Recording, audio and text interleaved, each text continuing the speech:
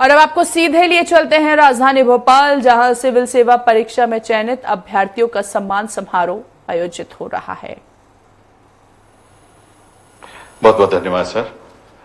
ई ज्ञान सेतु एवं मध्य प्रदेश उच्च शिक्षा विभाग के ई कंटेंट हेतु यूट्यूब चैनल पर हमने एक छोटा सा वृत्त चित्र इसकी जानकारियों को समाहित करते हुए बनाया है। माननीय मुख्यमंत्री जी, आइए कृपया इसका अवलोकन करिए। डिजिटल भारत के निर्माण में माननीय प्रधानमंत्री श्री नरेंद्र मोदी जी की दूरदर्शिता। We have to adapt new e-learning innovatively in India to make our youth future ready. We need to continuously skill, reskill and upskill them. Madhya Pradesh में तकनीक और शिक्षा के समागम में माननीय मुख्यमंत्री श्री मोहन यादव जी की प्रतिबद्धता। यशस्वी प्रधानमंत्री श्रीमान नरेंद्र मोदी जी शिक्षा को नवाचार एवं डिजिटल समावेशन से जोड़ने का जो उन्होंने लक्ष्य रखा था, वह मध्य प्रदेश में साकार हो रहा है। बड़े हर्ष का विषय है कि मध्य प्रदेश उच्च शिक्षा में नवाचारी पहल करते हुए डिजिटल प्लेटफॉर्म ई ज्ञान सेतु को लॉन्च किया जा रहा है। आज प्रदेश के 10 संभागों में डिजिटल स्टूडियो स्थापित हो चुके हैं। ई ज्ञान सेतु पर विद्यार्थियों के लिए विविध विषयों पर आधारित वीडियो व्याख्यान उपलब्ध होंगे। यह वंचित वर्गों तक उच्च शिक्षा को आसान तथा प्रभावी बनाएगा। प्रिय विद्यार्थियों, स्वप्न से सफलता की ओर, संभावनाओं से संकल्पों की ओर ई ज्ञान सेतु उसी पुल का नाम है। आइए हम सब मिलकर इस ज्ञान यात्रा को जन आंदोलन बनाएं। जय हिंद, जय भारत। हर विद्यार्थी तक डिजिटल ज्ञान की पहुंच बढ़ाने के लिए माननीय उच्च शिक्षा मंत्री श्री इंदर सिंह परमार जी के मार्गदर्शन में मध्य प्रदेश उच्च शिक्षा विभाग की एक अनूठी पहल ई ज्ञान सेतु, एक ऐसा सेतु जो ज्ञान को जोड़ेगा तकनीक से। डिजिटल नवाचार के क्षेत्र में 10 जिलों में डिजिटल स्टूडियोज की स्थापना की गई है। भोपाल, इंदौर, जबलपुर, ग्वालियर, सागर, रीवा, शहडोल, उज्जैन, मुरैना, नर्मदापुरम। इन स्टूडियोज में तैयार होंगे उच्च गुणवत्ता वाले ई कंटेंट्स। यूट्यूब एवं वेबसाइट के माध्यम से हर विषय, हर पाठ अब डिजिटल फॉर्म में विद्यार्थियों तक पहुंचेगा। किसी भी परमाणु में अगर एक से अधिक इलेक्ट्रॉन हैं, तो किन्हीं 2 इलेक्ट्रॉन के चारों क्वांटम संख्याएं समान नहीं हो सकती। ज्योतिष ज्ञान, आयुर्वेद, खगोल शास्त्र। Fixed cost is a cost that remains fixed.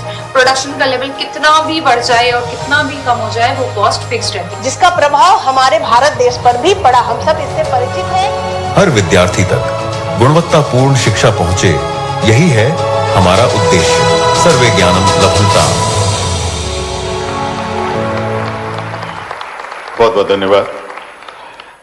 माननीय मुख्यमंत्री जी, अब आपसे विनम्र आग्रह है कि कृपया आप रिमोट के माध्यम से प्रतिभाओं का परचम पुस्तिका का इसके डिजिटल वर्जन का विमोचन करें।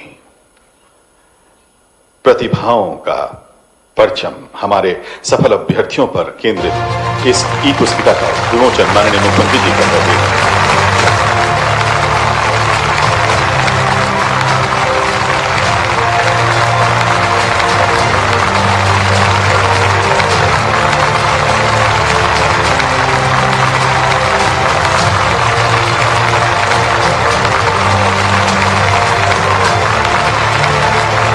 प्रतिभाओं का परचम पुस्तिका में हमारे सफल कैंडिडेट्स ने अपने वो सारे राज खोल दिए हैं युवा पीढ़ी के लिए कि कैसे उन्होंने अभ्यास किया, मेहनत की, सफलता अर्जित की।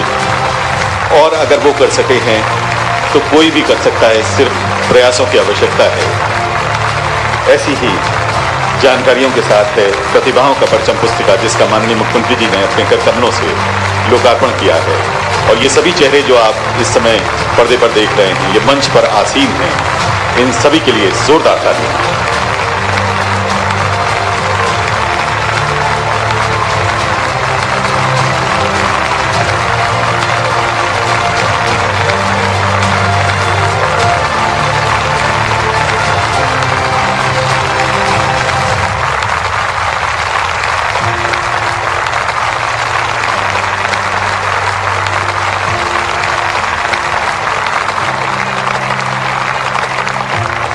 प्रतिभाओं का परचम, बहुत बहुत धन्यवाद।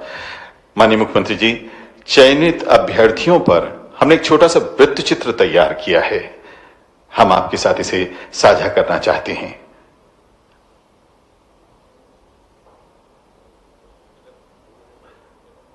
और लोगों के जीवन में सकारात्मक बदलाव लाने की ओर कदम बढ़ाते सिविल सेवा परीक्षा के उत्तीर्ण प्रतिभागियों का हौसला बढ़ाते रहे हैं।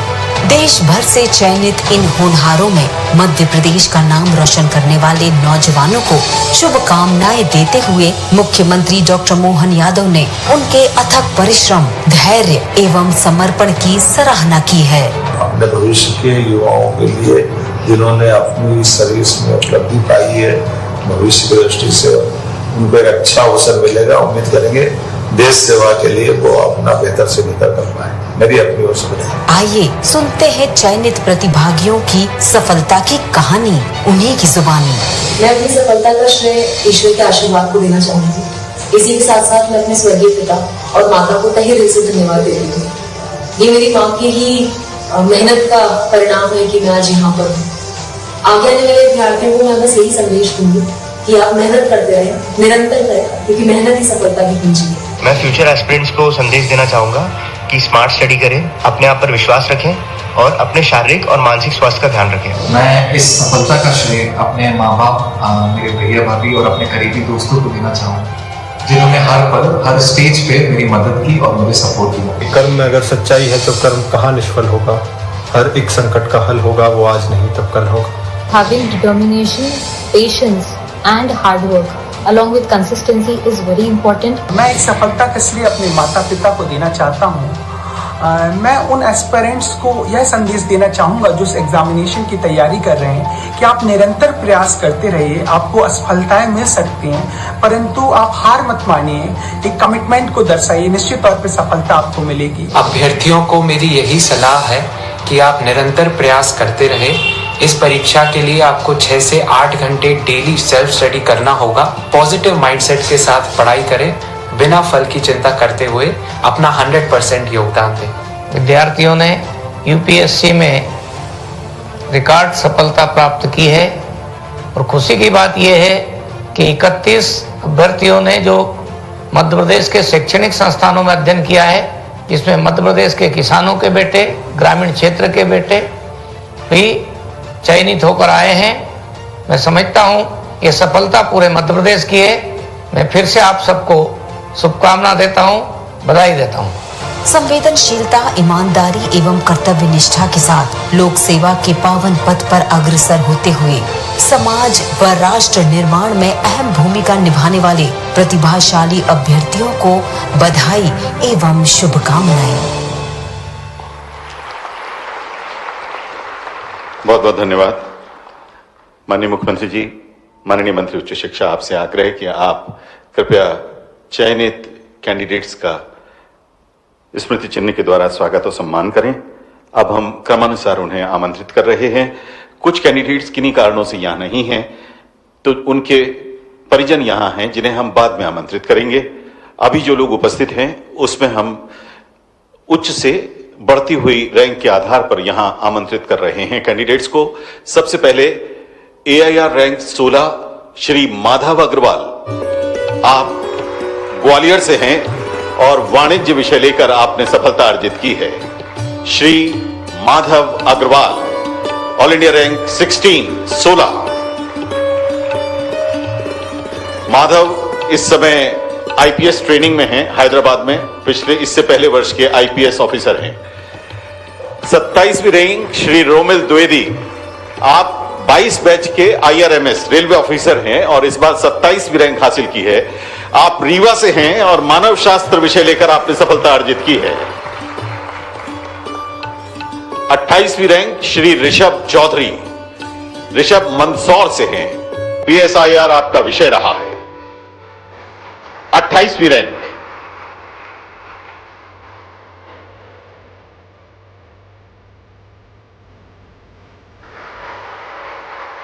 अड़तीसवीं रैंक श्री अभिषेक शर्मा जी, आप भौतिक शास्त्र विषय लेकर सफल हुए। मुरैना से आप बिलोंग करते हैं। जौरा में आपकी पैदाइश हुई और मैनिक भोपाल से आपने एजुकेशन हासिल की। 134वीं रैंक श्री अभिषेक शर्मा जी, 58वीं रैंक श्री क्षितिज आदित्य शर्मा भोपाल से। विधि विषय लेकर आपने 58वीं रैंक हासिल की। इससे पूर्ववर्ती वर्ष के आप IRS ऑफिसर हैं। श्री क्षितिज आदित्य शर्मा। प्रखंडा कुरैशी जी 67वीं रैंक पालाघाट से, भूगोल विषय लेकर आप सफल हुई हैं। जोरदार तालियां।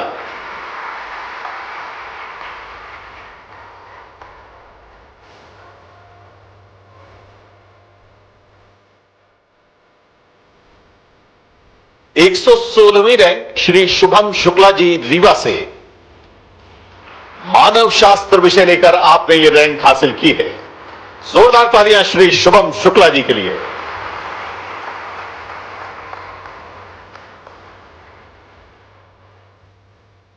एक 159वीं रैंक श्री श्लोक वाइकर इंदौर से, PSIR विषय के साथ आपने ये रैंक हासिल की है। श्री श्लोक वाइकर इंदौर से 159वीं रैंक।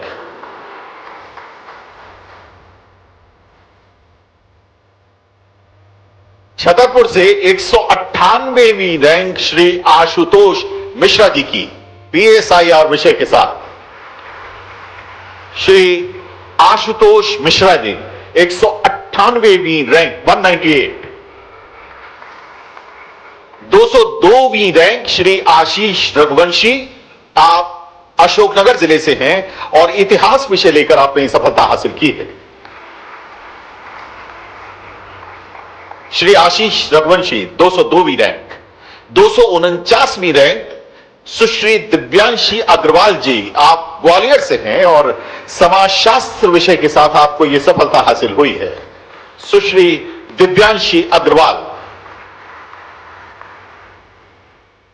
स्वर्णिम चौधरी जी जबलपुर से, दर्शन शास्त्र विषय लेकर स्वर्णिम जी ने यह रैंक हासिल की है।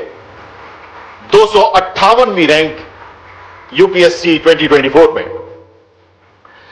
श्री शुभम कौरव जी ग्वालियर से, मानव शास्त्र विषय लेकर 291वीं रैंक 291 श्री शुभम कौरव।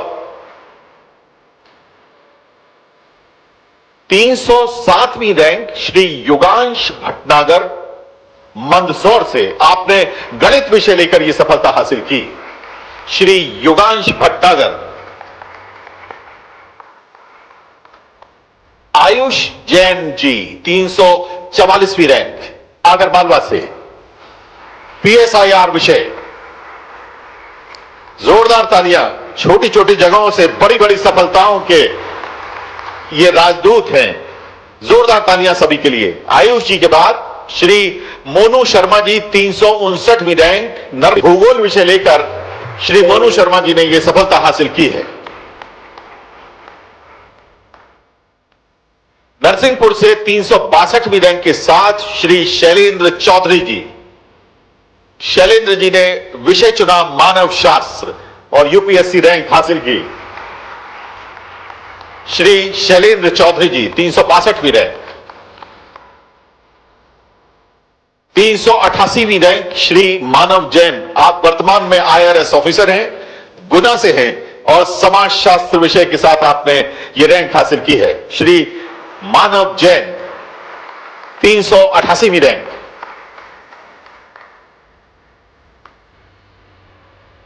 श्री विवेक यादव जी 413वीं रैंक अशोकनगर जिले से, इतिहास विषय के साथ आपने यह सफलता हासिल की है। श्री विवेक यादव जी।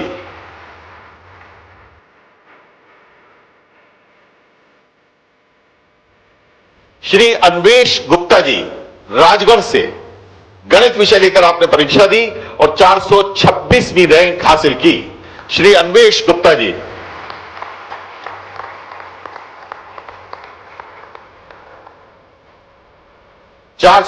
वीं रैंक श्री रोहित राय बंसल जी शिवपुर से, PSIR विषय के साथ। श्री रोहित राय बंसल 486वीं रैंक।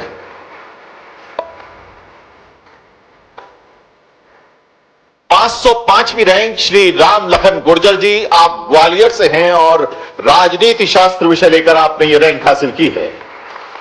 श्री राम लखन गुर्जर जी। श्री अभिशील जायसवाल उमरिया, आपने विधि विषय लेकर परीक्षा दी और 538वीं रैंक हासिल हुई। आप वर्तमान में IRMS ऑफिसर हैं, रेलवे में, इंडियन रेलवे मैनेजमेंट सर्विसेज में आप ऑफिसर हैं। श्री अभिषेक जायसवाल जी। श्री योगेश राजपूत जी, 540वीं रैंक, राजगढ़ से हैं और PSIR विषय लेकर आपने ये रैंक हासिल की है। श्री योगेश राजपूत जी।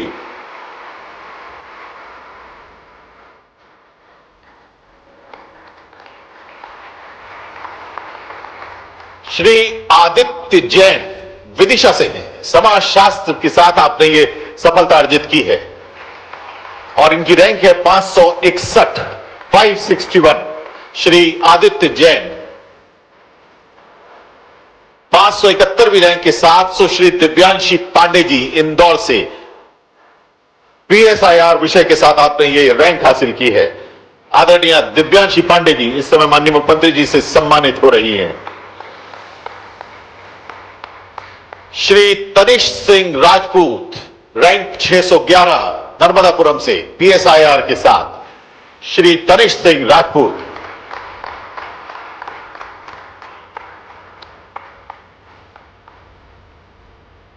छह सौ 21वीं रैंक के साथ श्री नीलेश कुमार सनोडिया जी सिवनी से, मानव शास्त्र विषय लेकर आपने परीक्षा दी। श्री नीलेश सनोडिया।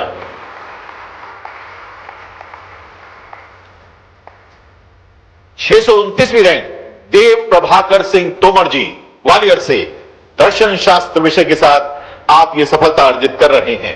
629वीं रैंक श्री देव प्रभाकर सिंह तोमर ग्वालियर से।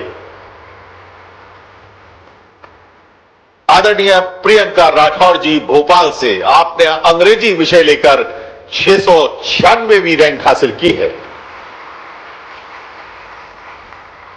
सुश्री प्रियंका राठौर भोपाल से। नीतेश ठाकर जी PSIR विषय के साथ 719वीं रैंक शिवपुरी से। श्री नीतेश ठाकर जी।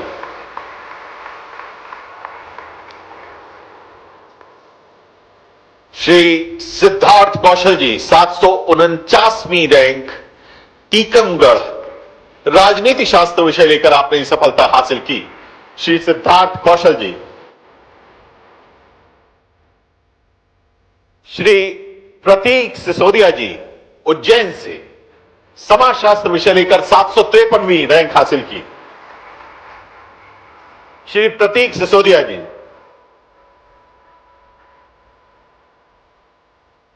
और जिसका जिक्र हमारे अपर मुख्य सचिव महोदय ने किया, IITN धार जिले के श्री यतीश अग्रवाल, जिन्होंने संस्कृत विषय लेकर सफलता हासिल की, 761वां स्थान, 761 रैंक।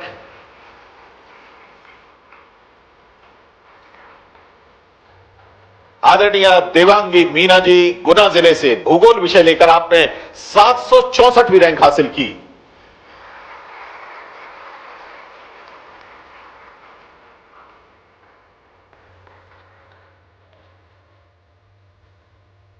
आठ 808वीं रैंक के लिए अदिति पटेल जी नर्मदापुरम जिले से, आपने राजनीति शास्त्र विषय लेकर यह रैंक हासिल की। सुश्री अदिति पटेल नर्मदापुरम से। सुश्री रागनी गोयल भिंड से, आप IIT गुवाहाटी से ग्रेजुएट हैं मैकेनिकल इंजीनियरिंग में, 870वीं रैंक आपको हासिल हुई है।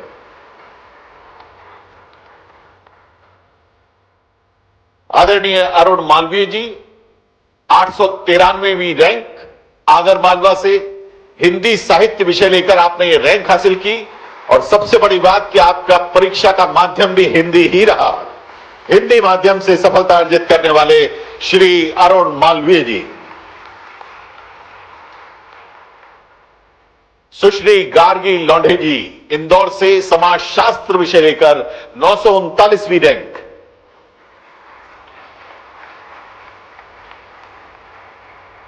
943 रैंक है श्री ऋतिक डोने जी की इंदौर से, और आपने विषय लिखा गणित। 943वीं रैंक श्री ऋतिक डोने। माननीय मुख्यमंत्री जी, हमारे कुछ कैंडिडेट्स किसी वजह से नहीं आ पाए हैं, उनके परिजनों को अब हम बुलाना चाहते हैं। ये बच्चे, इनमें से जो प्रदेश की हाईएस्ट रैंक होल्डर हैं आयुषी बंसल जी, उनकी 7th रैंक है। उनकी माताजी यहां आई हुई हैं और पिछले बैच की वो आईपीएस ऑफिसर हैं, हैदराबाद में ट्रेनिंग में हैं, इसलिए उनकी माताजी को हम मंच पर आमंत्रित कर रहे हैं। आदरणीय श्रीमती राधा बंसल जी, उनकी बिटिया आयुषी बंसल जी की 7th रैंक है। आयुषी के पापा की सड़क दुर्घटना में मृत्यु होने के बाद आयुषी की मम्मी ने उन्हें पाला। उनके भाई भी यहां आए हुए हैं, वो एमबीबीएस कर चुके हैं। माताजी यहां उपस्थित हैं, उन्हें भी बधाई। इनके भाई को भी माननीय मुख्यमंत्री जी ने मंच पर आमंत्रित किया है, जोरदार तालियों से इनका भी स्वागत करें। और श्रीमती राधा बंसल जी को बहुत बहुत बधाई, बहुत बहुत शुभकामनाएं।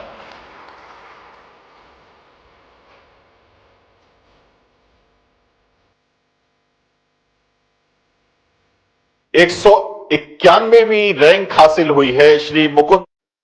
चलिए आपको सीधे भोपाल लिए चलते हैं, जहां भोपाल में सिविल सेवा परीक्षा में चयनित अभ्यर्थियों के सम्मान समारोह में मुख्यमंत्री मोहन यादव संबोधित। जोरदार अभिनंदन करो अपने इस अद्भुत कार्यक्रम का। आजादी के बाद मध्य प्रदेश के साथ इतना, मुझे बताया राजन जी बोल रहे थे अभी, वो कह रहे कि मंच छोटा पड़ गया। हमने कहा हम तो चाहेंगे कि मंच के सामने इतने बैठे और ये पूरे हमारे भारतीय सेवा से ही चयनित लोगों का पूरा मंच हो जाए। देश का दिल मध्य प्रदेश, और देश का दिल मध्य प्रदेश है तो उसकी धड़कनों से देश को चलते होने की आदत होना चाहिए। ये हमारे लिए सौभाग्य की बात है।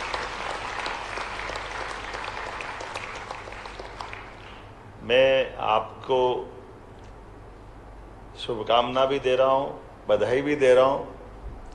और इस लोकतंत्र के, दुनिया के सबसे बड़े लोकतंत्र के मध्य प्रदेश से अगर मैं बात कर रहा हूं तो हमारे लिए भौगोलिक दृष्टि से पूरे देश के सेंटर में मध्य प्रदेश है। और हम भी जानते हैं कि मध्य प्रदेश के अंदर के लोग, उनकी अपनी कुछ परमात्मा ने विशेष गुण उनको दिए हैं, और इसीलिए हर काल, हर युग में, हर समय उनकी अपनी भूमिका अद्भुत होती है। और मुझे तो ये और आनंद है जब यहाँ मैं आपसे बात कर रहा हूँ तो हम में से, मैं भी उसी में से हूँ, मुझे लगता है इंदर सिंह जी भी उसी में से हैं, जो बताया गया कि अधिकांश सरकारी स्कूल से निकलने वाले बच्चों ने अपने उपलब्धियां हासिल की है। ये हमारे लिए सौभाग्य की बात। सरकारी स्कूल, सरकारी कॉलेज, अभावों की उस पराकाष्ठा के बीच से हमारे यहाँ तो लक्ष्मी का महत्व भी वनस्पति में अगर कहीं है तो कीचड़ से तो कमल खिलते हैं, उसका आनंद आता है। हमारे लिए कमल दल का वो पुष्प आनंददायक, उसकी अपनी हमारे लिए वो शोभा। लेकिन ये बात सही है, जिस तरह से हमारे इस देश को आज़ादी के बाद भारतीय प्रशासनिक सेवाओं के लोगों ने अपने तरह से अलग अलग प्रकार से युक्ति बुद्धि के साथ, मेहनत के साथ इस देश को दुनिया का सबसे बड़ा लोकतंत्र बनाया, उसमें आपका सबसे बड़ा योगदान है। मैं बधाई देना चाहूँगा हमारे सभी प्रशासनिक सेवा के अधिकारियों को, कर्मचारियों को। और क्या राज्य प्रशासनिक सेवा, चाहे राज्य के केंद्र प्रशासन में, तो मान के चलता हूँ कि ये जो हमारी परमात्मा की लीला है इस अवसर पर, लेकिन कुछ उदाहरण हमको बड़े भी देखना पड़ेंगे, जिसकी तरफ से हम अपने अतीत के गौरवशाली पृष्ठ पे भी ध्यान दें। हमको मालूम है कि आज हमने 1 अटेम्प्ट, 2 अटेम्प्ट, 3-3, 4-4 में निकाल रहे हैं। आपको ये भी ध्यान में आएगा कि कौन सा ऐसा विद्यार्थी है जो फर्स्ट अटेम्प्ट में निकला, और फर्स्ट अटेम्प्ट में नहीं निकला। फर्स्ट अटेम्प्ट में भी उस समय जब अंग्रेजों के लिए, उस समय के भारत में अफगानिस्तान, पाकिस्तान, बांग्लादेश, श्रीलंका, भूटान, ये जो पूरा बेल्ट एक था।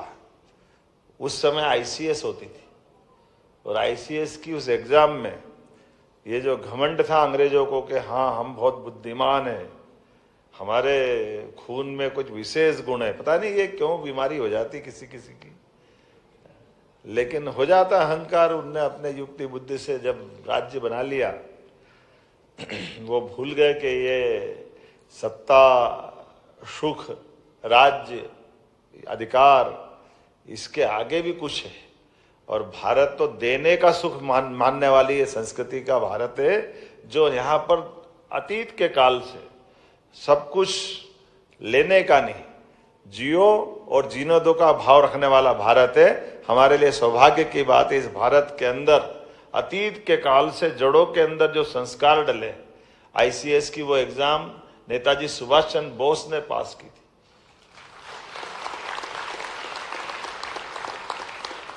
और 23 साल की उम्र में पास की, और केवल पास करने में विश्वास नहीं था, उस समय की वो प्रावीण्य सूची में भी आए। और प्रावीण्य सूची में आने के बाद आमतौर पर कभी किसी से पूछो कि जरा भैया तुम प्रावीण्य में आ गए, तुम घर आ जाओ, बड़ा कठिन जाएगा ना, जाएगा कि नहीं जाएगा?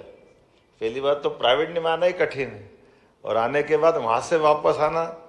लेकिन ये आज़ादी के मतवालों का, भारतीय नौजवानों का उस समय की जो संकल्प शक्ति है, वो उत्कृष्ट उदाहरण था।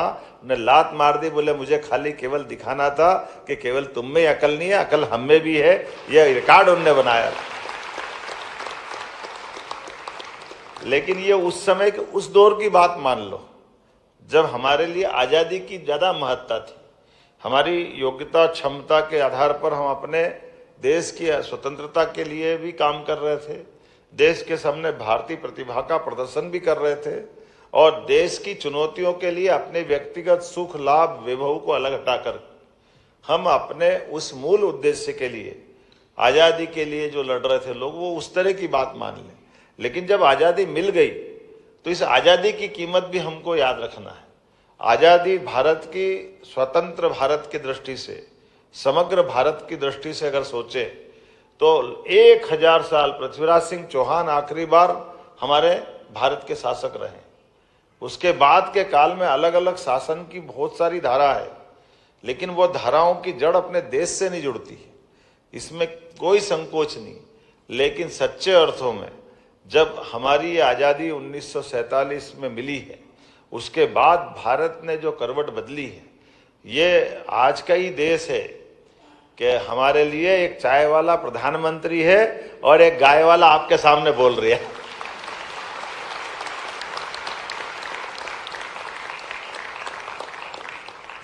ये लोकतंत्र की खूबसूरती भी है, ये आनंद भी है।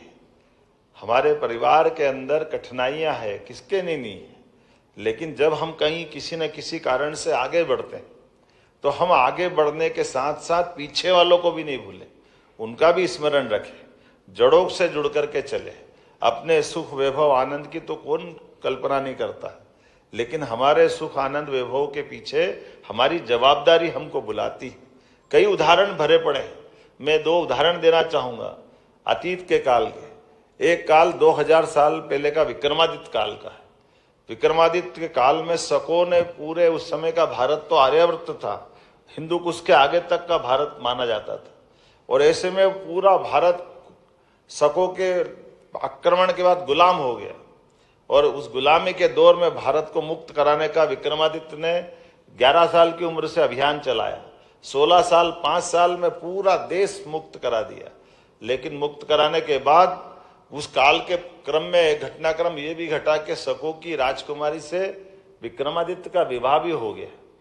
अब विवाह होने से दाम्पत्य जीवन में विक्रमादित्य अपनी धर्मपत्नी के साथ जब पूरे इस भूभाग से शकों को हटा करके अपनी सत्ता को स्थापित करते हुए जब वो अपने दरबार में बैठते हैं, तो उस समय के उस भारत के 3 बड़े बड़े टुकड़े मान लें।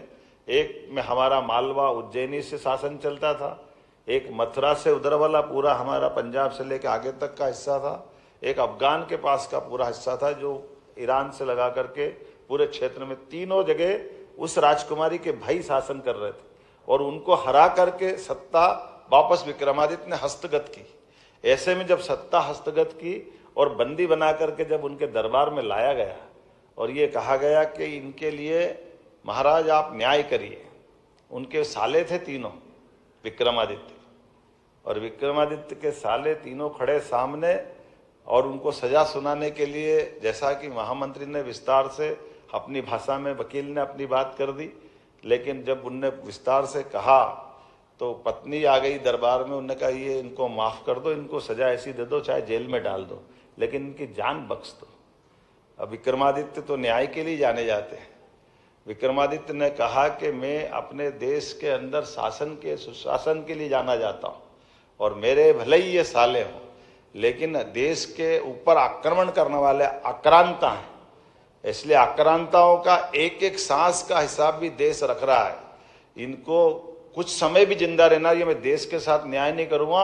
उसी समय तीनों सालों को हाथी के पैरों से उनको दबाकर उनका प्राणांत करा दिया। यह हमारा विक्रमादित्य का वो न्याय आज भी इस बात के लिए गौरवान्वित करता है कि शासन के सूत्र संभालने के बाद सत्ता की व्यवस्थाओं से जुड़े हुए लोगों को अपना किस प्रकार का चरित्र रखना चाहिए। इसलिए विक्रमादित्य को न्याय के लिए भी जाना जाता, दुनिया उसको जीते जी भगवान राम के समान मानती है। यह अतीत का गौरवशाली पृष्ठ। एक पृष्ठ और बताता हूं, वो ज्यादा पुराना नहीं, कल ही हम अहिल्या माता के कार्यक्रम करके आए। अहिल्या महारानी के भी जीवन में यही पक्ष था। वैसे तो उदाहरण बहुत है उनके, लेकिन दो उदाहरण केवल दूंगा। एक उदाहरण, उनके पति जरा उनकी अपने बाकी कारण से उनके सास ससुर ने सत्ता की व्यवस्था की सूत्र अहिल्या माता को दिए थे कि अहिल्या माता ये संभाले, लेकिन पति उनके थे, फिर भी एक तरह से सत्ता के सारे सूत्र शासन व्यवस्था के अहिल्या महारानी को दिए। और ऐसे में वो एक मुहिम पे जाते हैं, अर्थात युद्ध के लिए जाते हैं, पड़ोस के कुछ राज्यों में जाके कब्जा करके आते हैं, धन लेकर के आते हैं, अपने पास वो धन ला करके अपने कक्ष में रख लेते हैं। अहिल्या को मालूम पड़ता है, तो इसी बीच वो खंडेराव कहीं जाते, खंडेराव उनके पति का नाम है, वो सारा धन उठा के सरकारी कोष में जमा करवा देती, खजाने में जमा करवा देती। अब जैसे ही खंडेराव लौट के आते तो अपनी महारानी से भयंकर झगड़ा करते हुए बोलते कि मैंने युद्ध से जो पाया था, तुमको क्या अधिकार था कि उसको तुमने सरकारी खजाने में जमा करा दिया। अहिल्या महारानी ने शासन के सूत्र के आधार पर कहा कि मैं न्याय की कुर्सी पे बैठी हूँ, तुम युद्ध करने गए तो बिना फौज के गए क्या? ये हमारी सत्ता की व्यवस्था के आधार पर आपने विजय हासिल की, तो इस पे पहला अधिकार हमारी सरकार का है, इसलिए आपका कोई अधिकार नहीं है, वो हमारे पास जमा होना चाहिए। ये जो उदाहरण है, ये अपने आप में उदाहरण इतना बताता है। जो उदाहरण दूसरा जुड़ता है कि उनके स्वयं के बेटे की कुसंगत के कारण से हाथी के पैरों के तले अपने बेटे को भी, उनने एकमात्र बेटा था, लेकिन एकमात्र बेटे के भी न्याय के मामले में दंड देने में वो पीछे नहीं रही। मैं जब ये बात कर रहा हूँ तो मैं ऐसे अपने सभी प्रशासनिक सेवा में अलग अलग क्षेत्रों में चयनित युवाओं के लिए वो उम्मीद करता हूँ कि इतनी गौरवशाली परंपरा हमारी है। इस गौरवशाली परंपरा को स्मरण करते हुए परमात्मा ने आपको कहाँ कहाँ से कैसे कैसे किस संकट से निकालते हुए कहाँ तक पहुँचाया है। तो मैं मान के चलता हूँ कि आप चंदन की तरह अपने आप को घिसे और आपके हर काम से खुशबू आती रहे भारतीयता की, हमारी संस्कृति की, आभा की, कीर्ति की। यह उम्मीद करता हूँ। मेरी अपनी ओर से आप सबको बधाई। और आप, मैं मान के चलता हूँ, कार्य में कार्यकुशल बने, व्यवहार में निपुण बने और समर्पण में बेमिसाल बने। ये शुभकामना। बहुत बहुत धन्यवाद। बहुत बहुत धन्यवाद माननीय मुख्यमंत्री जी। आपने प्रतीकों के माध्यम से बहुत बड़ा संदेश इन सभी सिलेक्टेड कैंडिडेट्स को दिया है। आपका विनम्र आभार आपके प्रति और यहाँ उपस्थित सबके प्रति, हमसे वर्चुअली जुड़े हुए लाखों लोगों के प्रति आभार के दो शब्द कहने के लिए आदर के साथ आमंत्रित हैं आयुक्त उच्च शिक्षा मध्य प्रदेश श्री निशांत परवड़े जी। आज के हमारे इस कार्यक्रम के मुख्य अतिथि हमारे प्रदेश के यशस्वी मुख्यमंत्री डॉक्टर मोहन यादव साहब का मैं हृदय से आभार प्रकट करना चाहूँगा कि वे अपने अति व्यस्त समय से समय चुरा के हमारे इस कार्यक्रम में शरीक हुए और न सिर्फ सिविल सेवा में चयनित अभ्यर्थियों का उन्होंने उत्साहवर्धन किया, बल्कि आज लाइव टेलीकास्ट के माध्यम से मध्य प्रदेश के उच्च शिक्षा विभाग अंतर्गत समस्त शासकीय एवं अशासकीय महाविद्यालयों के लगभग 15 लाख से ऊपर बच्चों पर जो हम लाइव टेलीकास्ट कर रहे हैं उसके माध्यम से उनका उत्साहवर्धन किया। माननीय, मैं आपके समय के लिए आपको हृदय से अपना आभार व्यक्त करता हूं। हमारे विभाग के माननीय मंत्री श्री इंदर सिंह परमार साहब का भी मैं दिल से धन्यवाद देना चाहूँगा कि उन्होंने अपने समय चुरा के हमको यहाँ पर आके अपने आशीर्वचन दिए। हमारे विभाग के अतिरिक्त मुख्य सचिव, कुशल प्रशासनिक अधिकारी, जिन्होंने बहुत माइक्रो लेवल पे इस पूरे कार्यक्रम की नियोजन किया, हमें हमेशा मार्गदर्शन दिया, उनका हृदय से आभार। हिंदी ग्रंथ अकादमी के डॉक्टर अशोक कड़ेल साहब का मैं आभार व्यक्त करता हूं कि वे हमारे बहुत एक ही आग्रह पे बहुत सहजता से उन्होंने इस कार्यक्रम में आने का हमको जो है वो सौभाग्य दिया। आपकी उपस्थिति से हमारे इस कार्यक्रम की गरिमा बढ़ी। मैं कार्यक्रम में उपस्थित हमारे यूपीएससी से चयनित समस्त अभ्यर्थी और उनके माता पिता का भी दिल से आभार व्यक्त करता हूं कि वे आए और उनके माध्यम से हमारे प्रदेश के बाकी अन्य बच्चों को एक लैंप पोस्ट के तरह पर, एक मिसाल के तरह पर आपके सफलता से उनको भी अपनी सफलता अर्जित करने का मौका मिलेगा। आप सबका आभार।